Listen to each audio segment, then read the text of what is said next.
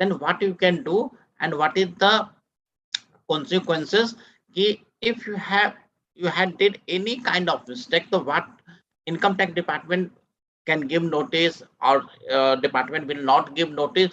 So what will happen? So today we will discuss. So whatever you have the question, you can write on your writing pad, and at end of session you can ask your question. If you think my question is the most important thing right now I have to discuss, so you can type in chat box, or even you can unmute yourself and you can ask your question if you think it is the important thing. Yeah. Yeah. So सबसे पहले when you have filed your return, you have to do your audit of your return, कि whether you have filed your ITR with yourself or with help of any professional. You have to find out कि जो return file हुआ है whether it is correct or not correct. Correct or not correct में तीन चार चीजें हैं. First, whatever the information has been given in ITR, information true होना चाहिए, fact fair होना चाहिए. Suppose that I have salary of the 12 lakh rupees and my ITR is showing only 8 lakh rupees, then it is not a true picture. So whatever I have earning, I have to disclose in my ITR. There is the one you have to checklist in audit of your ITR. Whatever you have earning, you have to provide the true picture to income tax department. Second thing, when you have chosen your form, whether it is ITR 1, 2, 3, and 4, as being the individual, we can file in our ITR in 1, ITR 2, ITR 3, ITR 4. ITR 5 and 6 is not available for individual. Individual matlab you and me. That is not available. We can file only 1, 2, 3, and 4. So I have to choose appropriate ITR, which ITR is applicable for me, because every ITR has a specific limitation कि अगर आपका ये income है या you have the such kind of income, तो you can file ITR 1. You have the such business income, so you have to file ITR 3. So today we will discuss. Suppose that you have filed ITR for year ending 2021. You're supposed to file ITR 3, but you have filed ITR 1. What you can do now? It is the time to revise your return, because for year ending 2021, you can revise your return with the 31st March 2022. Now you have some time, you can revise your return. So first of all, we will understand कि जो हमारा return गया है, that is in correct form or not. Once we found it is the form correct, then we will see उसमें income जो disclose है वो सही है कि नहीं, whether we have forget any disclosure or not, वो हम एक एक करके बात करेंगे. तो पहला जो हमारा topic, that is the common mistake in ITR, and after that whatever you have the question answer we will take it. Choose your ITR form. हमें अपना ITR फॉर्म कैसे बनाना, मतलब चूज कैसे करना है कि I have to file ITR 1, 2, 3 and 4. As I have discussed earlier, कि ITR 5 and 6 is not available for individual. Individual means male and female. That is not available. We can file ITR only ITR 1, 2, 3 and 4. So we have to choose now. Yeah, ITR 1.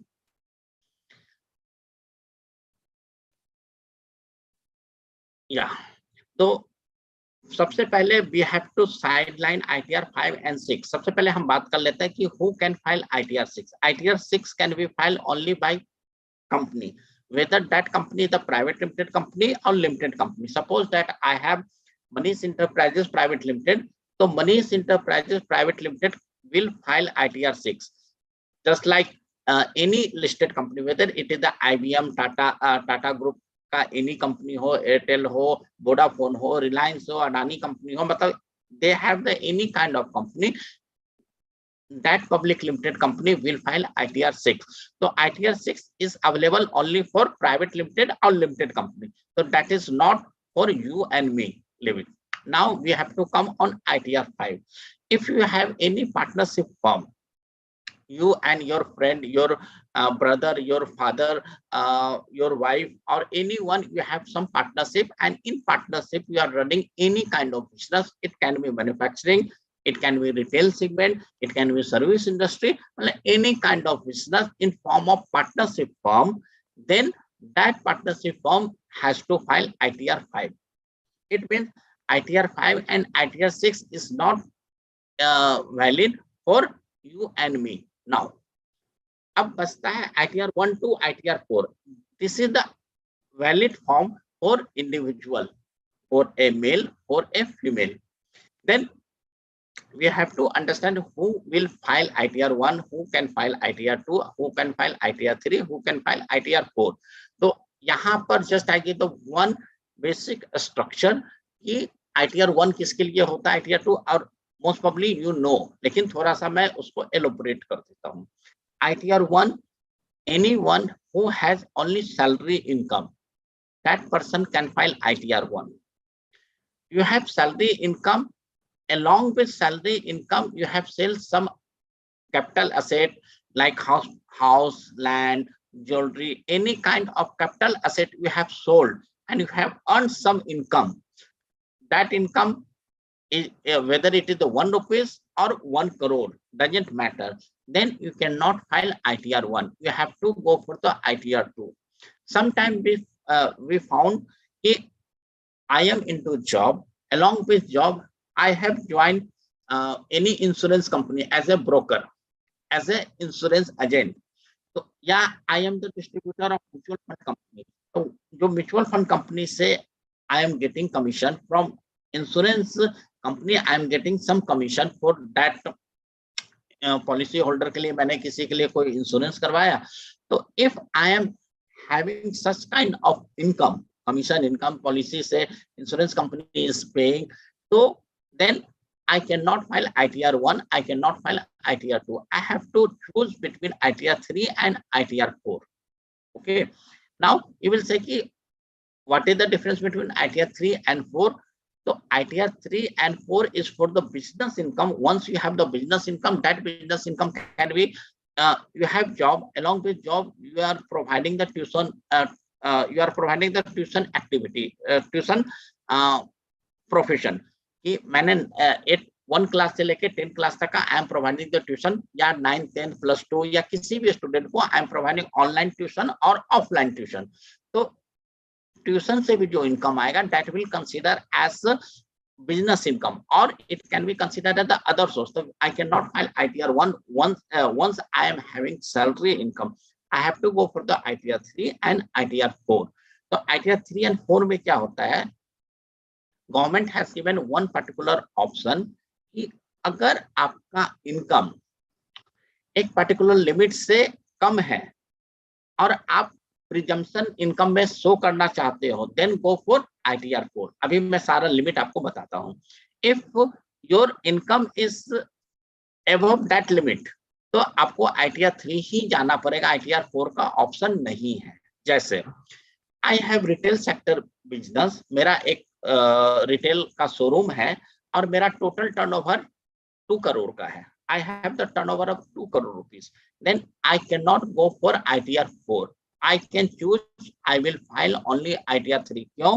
क्योंकि income tax में लिखा हुआ है कि as being the business, whether it is the retail sector, manufacturing sector, or any kind of sector, or your turnover is more than 2 crore, you have to get audited by chartered accountant. जब audit होगा chartered accountant से, तो ITR 4 का option ही आपके पास नहीं बचता है. You have only option of ITR 3. As you are professional, like you are doctor, you are engineer, you are chartered accountant, or any kind of the professional, you are cameraman, any kind, you are writer, software engineer, and you are running such kind of business, and your total gross receipt is more than 50 lakh rupees, then you cannot go for ITR 4. इसको हम ऐसे लेते हैं, suppose that you are writer and your total receipt is 40 lakh rupees. Then in 40 lakh rupees, you can choose ITR 3 or ITR 4. But once your income cross 50 lakh rupees, 51 lakh rupees, या 52 lakh rupees, then there is no option to choose ITR 4. अब आपको कि I am writer और my income is 51 lakh rupees का, then I will file only ITR 3 और I have to get audit by my chartered accountant. लेकिन अगर मेरा income from writing book, as being the writer, I have income of 20 lakh rupees, I have two options. I can choose ITR 3 or I can choose ITR 4. ITR 4 में what I have to do, my total gross receipts is 40 lakh rupees. So I have to presume 50% as a income. It means 40 lakh में 20 lakh rupees that will consider as the business expenditure, कुछ भी हम show करके 20 lakh rupees will be considered as the taxable income. उसमें 80C etc जो भी देना है you can provide, and whatever the amount will come उसके ऊपर you have to pay tax. ITR 4 file कर दीजिए, there is no problem.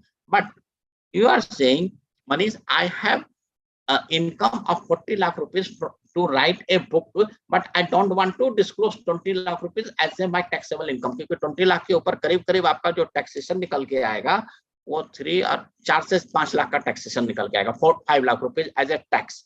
तो आप कहोगे कि नो, मेरा बहुत सारा खर्च है, I have the expenditure of approx 33 lakh rupees because I have taken office, I have appointed editor, ऐसे करके मेरे साथ बहुत सारे खर्च है. All expenditure is the genuine expenses, I have make all expenses through my bank. Then उस केस में भी आपके पास ऑप्शन है, go for ITR 3, go for tax audit. और इस 40 लाख में आपको 50% डिस्क्लोज नहीं करना है. What ever you have the real expenses, whether it can be 5 lakh rupees, 30 lakh rupees, 35 lakh rupees, 38 lakh rupees, आप उसको डिस्क्लोज करो. और उसके बाद जो निकल के आता है, like your income is 40 lakh rupees और you want to show expenditure as 35 lakh rupees, तो जो 5 लाख है that will be your taxable income. और एज यू नो कि अभी if your total income is approx 5 lakh rupees, there is no tax, आपका पूरा का पूरा टैक्स बच गया. तो ये एक ऑप्शन है ITR 3 एंड ITR 4 का. तो today we will discuss ITR 1 से ITR 4 के बीच में कौन बंदा कैसे आएगा and what is the condition. You have salary income, then choose go for ITR 1. आपके पास सैलरी इनकम है, आपके पास एक हाउस प्रॉपर्टी है, that is the self occupied. You have to understand self occupied means I am the salary person. My income, it can be 8 lakh rupees, 5 lakh rupees, 20 lakh rupees, 50 lakh rupees, any one. And I have the one house property, but that house property I have not let out. मैं उस घर में खुद रहता हूँ या मकान खाली है, लेकिन मैंने let out नहीं किया है. और I have some income in from saving account और FD income. तो I will choose ITR 1. I have salary income 10 lakh rupees, 20 lakh, 25 lakh rupees. I have one house property जो self occupied है, चाहे मैं खुद रहता हूँ या नहीं रहता हूँ, लेकिन रेंट पर नहीं लगा है. और I have some income from saving account और FD account. अगर ये 3 कंडीशन है, then I will go for ITR 1. अगर इसके अलावा कुछ और भी कंडीशन आ जाता है, then if I file ITR 1, that is my mistake. और income tax department can send notice any time and you have to pay interest penalty whatever they will levy because आपके पास कोई ऑप्शन नहीं होगा उस time. इसी तरीके से if your salary is exceeding 50 lakh rupees, तो income tax department has already given one option, मतलब they have given the one criteria और they have given the condition to you कि अगर आपका सैलरी 50 लाख से ज्यादा है, you cannot choose ITR 1, you can choose only ITR 2. मतलब कि अगर मेरी सैलरी लेस देन 50 लाख है, वेदर इधर 49 लाख 99,000 तक है, I can choose ITR 1. But once my income is exceeding 50 lakh rupees, I have to choose ITR 2. अब ITR 2 में क्या किया है, government has ask one particular format जहां पर you have to give detail of asset and liability कि आपके पास घर कितना है, ज्वेलरी कितना है, कार कितना है, और whatever you have the loan, whether it is a home loan, car loan, personal loan, तो वो एक असेट एंड लायबिलिटी का डिटेल मांग लेता है. That is not required in ITR 1. तो ITR 1 में they are not asking asset and liability detail, but in ITR 2 they are asking. तो अगर आपका 50 लाख से ज्यादा इनकम है तो आपको ITR 2 पर ही जाना है. एक हाउस प्रॉपर्टी है, इनकम सेविंग इंटरेस्ट है, तो यहाँ तक आई डोंट थिंक कि कोई आप लोग को कोई कंफ्यूजन होना चाहिए. सैलरी इनकम है, एक घर है जो खुद रहते हो या घर खाली है लेकिन लेट आउट नहीं है, किराया पर नहीं लगाया है, and you have some saving और FD इनकम. तो 50 लाख से कम है देन चूज ITR 1, 50 लाख से ज्यादा है choose ITR 2. Now, your income is less than 50 lakh rupees. So why you will choose ITR 2? I have shown कि if your income is less than 50 lakh rupees and I have written you have to choose ITR 2. Why? Because आपका जो एक house property था उसको आपने किराया पर लगाया हुआ है, आपके पास सेविंग इनकम भी है, और अगेन यू आर डायरेक्टर और यू आर सॉरी ऑफ लिखा गया, डायरेक्टर हो या शेयर होल्डर हो इन एनी प्राइवेट लिमिटेड, अगर ऐसा कुछ भी है आपके पास,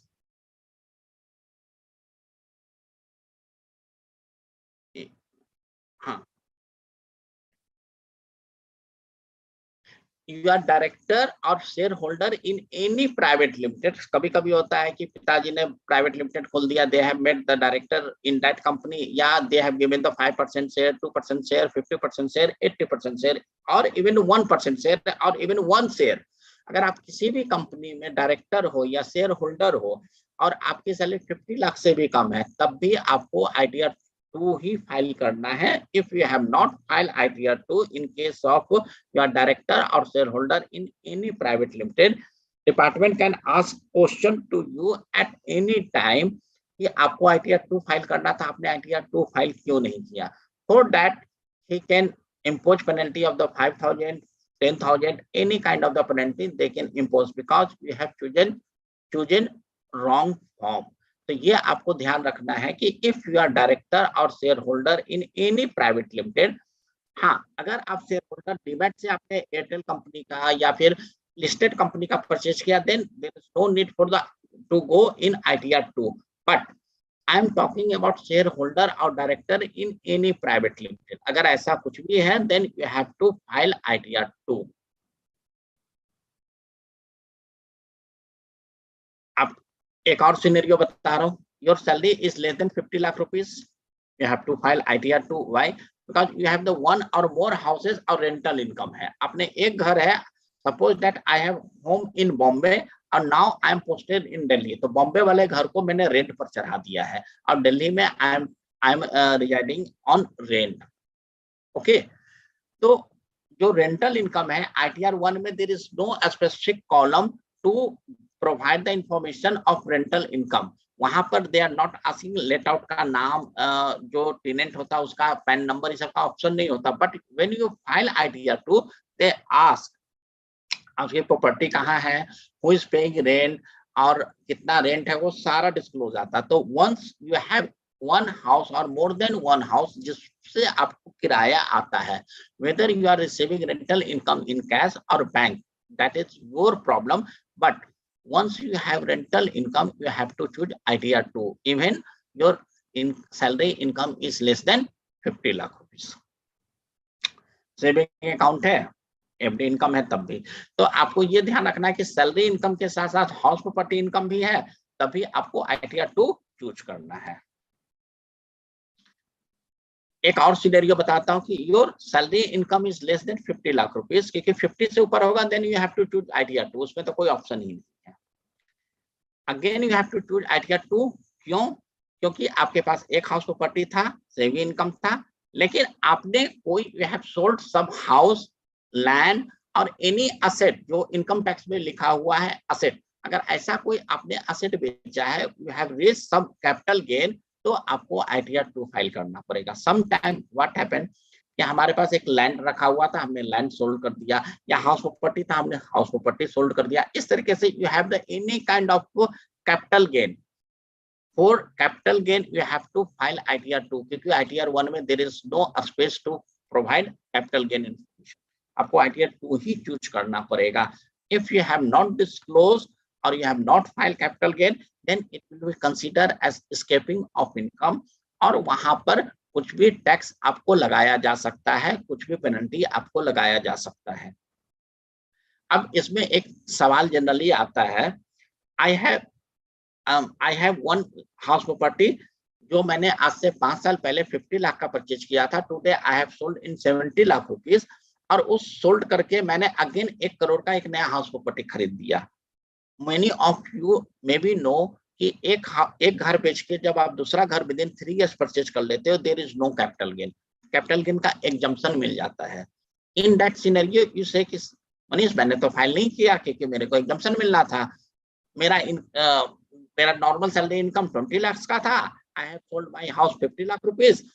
50 लाख का घर था, 70 में बेचा। एक नया घर 1 करोड़ का खरीद लिया, that is exempted. I have not file capital gain.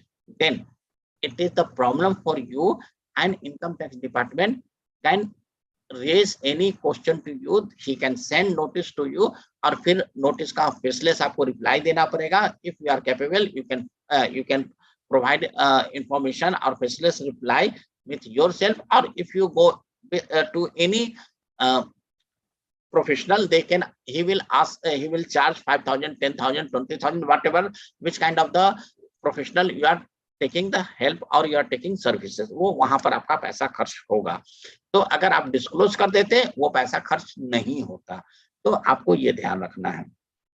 One more example, your income is less than 50 lakh rupees, then you have to choose ITR 3 और 4। क्यों? आपका हाउस प्रॉपर्टी था, चाहे लेट आउट हो या सेल्फ ऑक्यूपाइड हो, but you have any business income और commission income.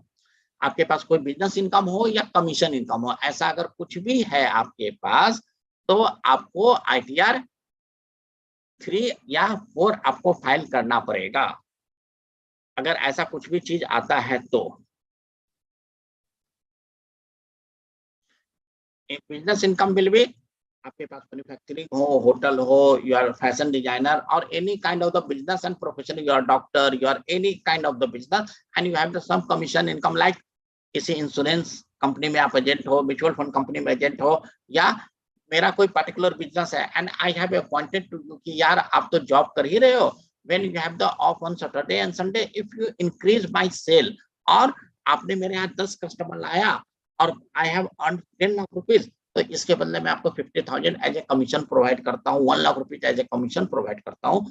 उस इनकम के ऊपर आपको टैक्स देना पड़ेगा, और टैक्स देना ही नहीं पड़ेगा, you have to choose ITR 3 या ITR 4, दैट विल डिपेंड कि आपकी टोटल जो अदर इनकम है, बिजनेस इनकम या commission income, that is more than 2 crore या 50 lakh in case of the profession, ये आपको चूज करना पड़ेगा, समझना पड़ेगा, ये चीजें हैं। अपार्ट फ्रॉम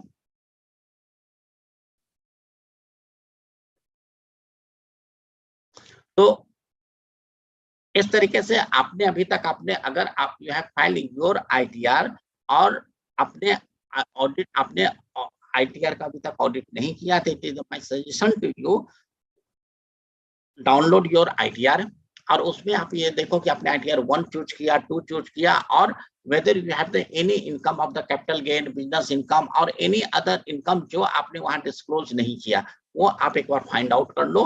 और suppose that you have filed your ITR 1 in 3 years back, now you don't have any other option, आज आपको पता चलता है कि आपको ITR 2 फाइल करना था, because you are the share holder और डायरेक्टर इन एनी कंपनी, और you have sell some asset but you have not disclose. आप वो सारा डिटेल बना के रखो अपने पास। वंस यू गॉट नोटिस, आप उसको रिप्लाई कर सकते हो, या you can take help of any professional. So on basis of information gather by you, वो उस पर आपका रिप्लाई बना के आपको वहां से पेनल्टी और इससे बचा सकता है। तो आप अभी भी आपके पास टाइम है, पिछले 4 से, क्योंकि इनकम टैक्स ने बोल रखा है कि लास्ट 10 ईयर का नोटिस दे कैन सर्व, तो it is my suggestion to you कि लास्ट 5 to 6 ईयर का आप अपना ITR का ऑडिट जरूर कर ले, कि ITR में आपको कोई और इन्फॉर्मेशन या गलत फॉर्म तो नहीं चूज हो गया, because you have the other income but you have not disclose, you had the something else but you have not done. तो ये सब चीजें next time we will disclose your income पर हम बात करेंगे कि today we have discussed कि what form you have to choose। next week we will discuss कि जितने भी आपके इनकम है डिस्क्लोजर, चाहे वो सेविंग अकाउंट का इंटरेस्ट हो, FD अकाउंट का इंटरेस्ट हो, या कोई छोटा सा कमीशन हो, या एनी अदर, जैसे कैपिटल गेन बताया तो लोग नहीं दिखाते। एक मैं आप लोग को बताना भूल गया, stock. In today scenario everyone is investing in stock, equity share में। एयरटेल का परचेज कर लिया, या डीमैट से किसी भी कंपनी का, हमने रिलायंस, IBM, अडानी, किसी का भी शेयर परचेज कर लिया, एंड वी हैव सोल्ड, तो उसमें हमें कैपिटल गेन अराइज होता है। But you don't disclose. That is the biggest mistake for you, because in your demat account you have already share your PAN card.